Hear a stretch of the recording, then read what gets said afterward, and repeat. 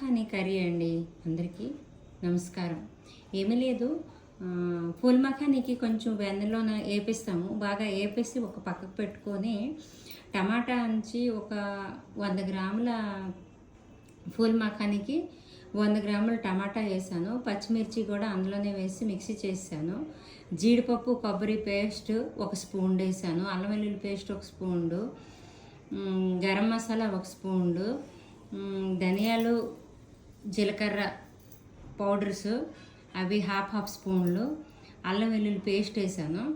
వేసేసిన తర్వాత శుభ్రంగా ఉల్లిపాయ ముక్కలు కొంచెం కోసుకుంటాము.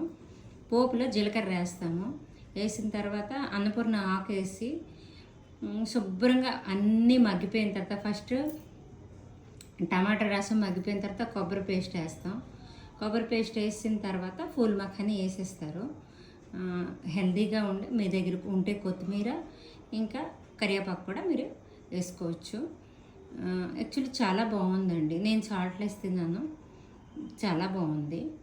సాల్ట్ కావాలంటే సాల్ట్ యాడ్ చేసుకోవచ్చు. ఇందులో సాల్ట్ యాడ్ అయ్యి ఉంది. ఇంతటితో సెలవు తీసుకుంటున్నానండి.